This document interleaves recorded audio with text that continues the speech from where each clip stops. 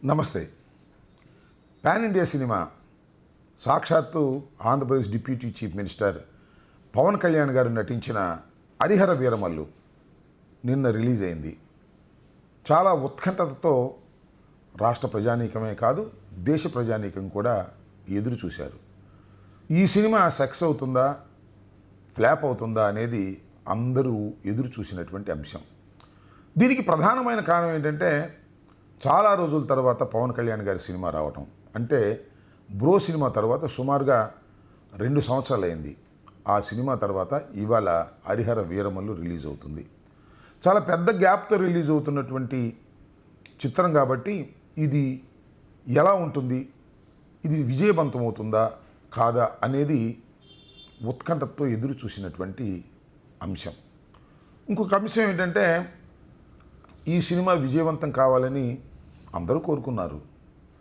నేను కూడా ట్వీట్ చేశాను, పవన్ కళ్యాణ్ గారి Harihara Veeramallu super duper hit అయి కనకవర్షం కురిపించాలని కోరుకున్నాను అని ట్వీట్ చేశాను.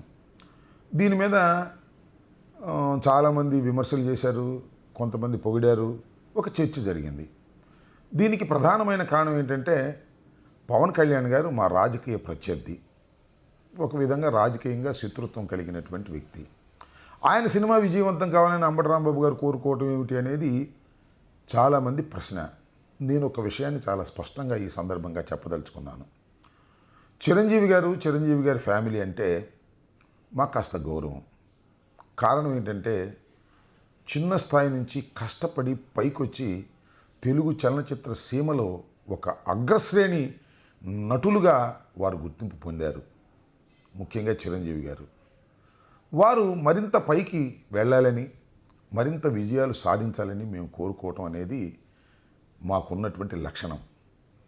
ఆ క్రమంలోనే పవన్ కళ్యాణ్ గారి సినిమా కూడా అద్భుతంగా ఆడాలని ఇప్పుడే కాదు ఎప్పుడూ కోరుకుంటూ వచ్చాం. ఈసారి ప్రత్యేకంగా ట్వీట్ చేయడానికి గల కారణం ఏమిటంటే, ఆ సినిమా 2020లో ప్రారంభమైంది. చాలా గ్యాప్ తర్వాత రిలీజ్ అవుతుంది.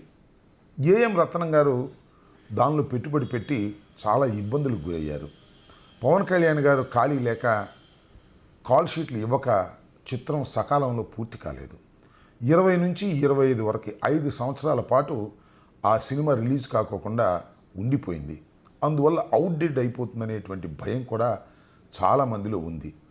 ఏఎం రత్నం గారు ముందుగా ఈ చిత్రాన్ని క్రిష్కి డైరెక్టర్గా ఇచ్చారు, కానీ ఆయన కూడా పని ఒత్తిడిలోంచి వెళ్ళిపోయాడు. ఆయన కూడా 5 సంవత్సరాలు అయ్యేసరికి ఉండలేక వెళ్ళిపోయాడు.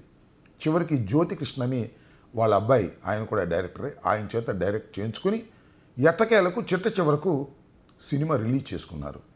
ఈ సందర్భంగా నేను గతంలో ఒక వీడియో కూడా చేశా. పవన్ కళ్యాణ్ గారు రాజకీయ బిజీలో పడి ఉన్న చిత్రాలను పూర్తి చేయటం లేదు, అందువల్ల నిర్మాతలు తీవ్రంగా నష్టపోతున్నారు, కాబట్టి తక్షణమే మీరు పూర్తి చేయటం మంచిది అని ఒక సలహా కూడా నేను ఇవ్వటం జరిగింది. ఆ వీడియో కావాలంటే మరొకసారి చూసుకోండి. ఇదే కాదు, ఓజీ ఉంది, దానితో పాటు వస్తాద్ భగత్ సింగ్, ఈ 2 కూడా ఉన్నాయి. ఇవి అవుట్డేట్ అయిపోతున్నటువంటి సందర్భం.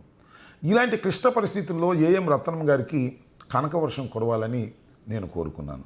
కనకవర్షం కురవాలని కోరుకున్నానంటే అధికార దుర్వినియోగాన్ని చేసి అడ్డగోలుగా జీవోలు ఇప్పించుకుని తద్వారా ప్రజల దగ్గర నుంచి డబ్బు కాజేయాలనేది నా ఉద్దేశం కాదు.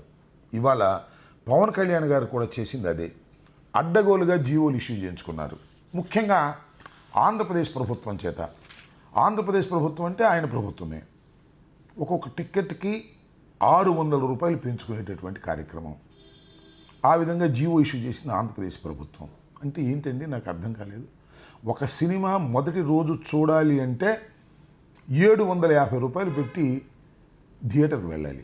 ఒక ఫ్యామిలీ 750 రూపాయలు పెట్టి థియేటర్కి వెళ్ళాలంటే, నలుగురు వెళ్ళాలంటే ఎంత అవుతుంది? ఈ విధంగా దోపిడీ చేసే కార్యక్రమాన్ని పవన్ కళ్యాణ్ గారే సాక్షాత్తు చేయటం ధర్మమేనా?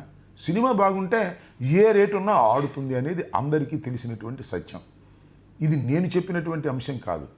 నారాయణమూర్తి గారు ఒక చిన్న నిర్మాత, దర్శకుడు, ఆయన చెప్పాడు, సినిమా బాగుంటే ఆడుతుంది, బాగోపోతే రేటు పెట్టినా ఆడదు, రేటు పెట్టకపోయినా ఆడదు అనేది ఒక నగ్న సత్యం సినిమా ఫీల్డ్లో. నా విజ్ఞప్తి, నాకు ట్యాక్స్ ఫ్రీ వద్దు, ఏం వద్దండి, నా గవర్నమెంట్ సైడ్ నుంచి ఏ సహకారం వద్దండి. ప్లీజ్ నేను కోరుకునేది ఏంటంటే దయించి మీరు ప్రమోట్ చేయండి సినిమాని.